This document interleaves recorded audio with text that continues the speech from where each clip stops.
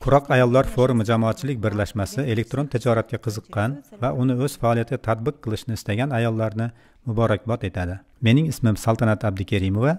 Men elektron tijorat bo'yicha coach hamda Quruq ayollar forumi jamoatchilik birlashmasi a'zosiman. Biz sizlar uchun elektron tijorat bo'yicha o'quv modulini yaratdik. Bu o'quv modulini yaratish Qoraqo'l shahridagi Lider fuqarolik tashabbuslari markazi va Tallindagi Estoniya xalqaro rivojlanish markazi tomonidan Yevropa Ittifoqi qo'llovida amalga oshirildi. Bugun birinchi darsimizda men sizlarga elektron tijorat nima ekani hamda o'quv modulimiz haqida gapirib beraman.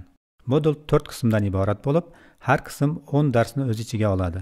Bu darslarning har birida uning bayonidagi havolada mustaqil ish uchun so'rovnoma bor. Bu yerda siz berilgan materialni qanchalik o'zlashtirib olganingizni tekshirib ko'rishingiz mumkin.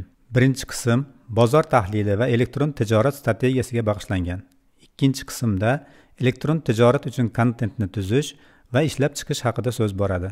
Uchinchi qism onlayn kanallar va to'lov tizimlari va hamda to'rtinchi qism mijozlar bilan birgalikda harakatlanish, raqamli marketing, logistika masalalariga bag'ishlangan. O'quv moduli qirg'iz, o'zbek va rus tillarida tuzilgan bo'lib, siz kanalimizda o'zingiz istagan tilni tanlab olishingiz mumkin. Xo'sh, elektron tijorat o'zi nima?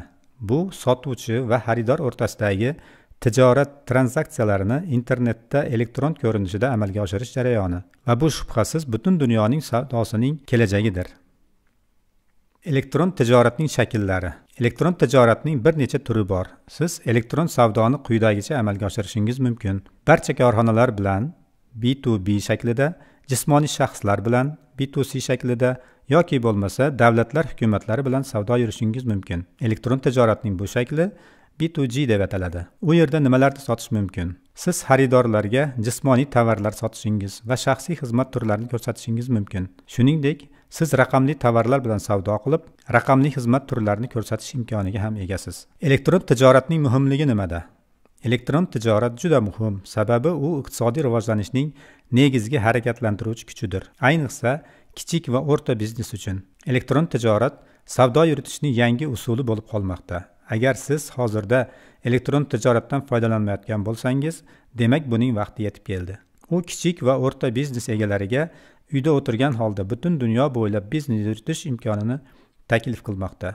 Bu tijorat butun iqtisodiyotni qo'llab, sizga mamlakat tashqarisidan anchagina daromad kelishini ta'minlashi mumkin. Elektron tijorat kelajakka tayyor bo'lgan raqamli iqtisodiyotni barpo qilmoqda. Alibaba Group korporatsiyasi egasi Jack Maning so'zlari bilan aytganda, elektron tijorat jahon savdosiga ko'mak qiladi. Tasavvur qilingki, Afrikada yashovchi ona qo'lda to'qilgan savatlarni Argentinadagi xaridoriga sota olsa, Filippinlik fermer o'z mangosini Birlashgan Qirollikdagi iste'molchilarga sota olsa va hattoki eng kichik korxonalar ham jahon miqyosida savdo qilish imkoniga ega bo'lsa, deydi Jack Ma. Bu umumjahon elektron tijoratning salohiyatli yuzidir. Elektron tijoratning nimasi diqqatga sazovor va u an'anaviy tijoratdan nimasi bilan farq qiladi? U sizning brend va mahsulotlaringizni butun dunyoga namoyish qiladi.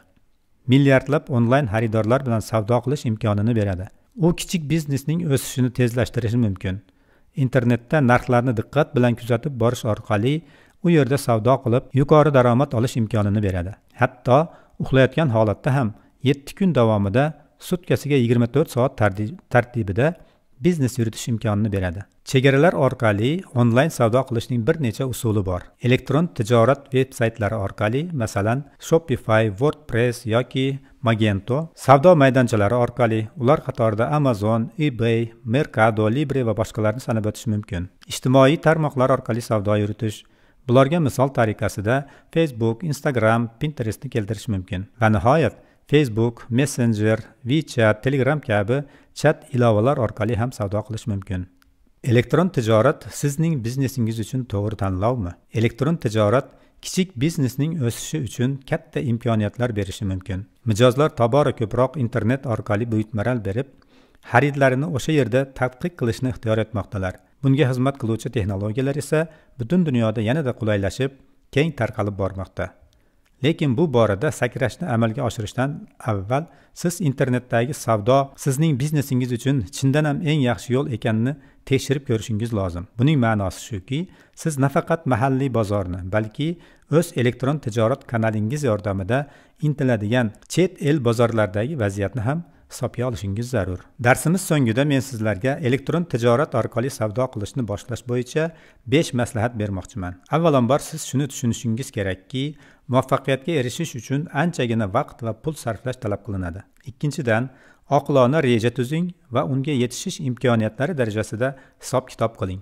Uchinchidan, savdo va marketingning turli raqamli kanallarida muvozanatlashtirilgan portfoliongizni yarating. Internet orqali mustaqil o'qish va seminarlarga qatnashish orqali raqamli mahoratingizni oshirishga vaqt toping.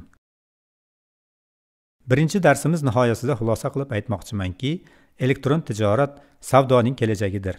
Demak, siz bu sohaga qanchalik erta kirishsangiz, o'zingiz uchun shunchalik yaxshi. Men sizlarni o'quv kursimizdagi barcha roliklarni ko'rib chiqishga va elektron tijoratni o'z biznesingizga keng tatbiq qilishga hozirdan kirishga chaqiraman.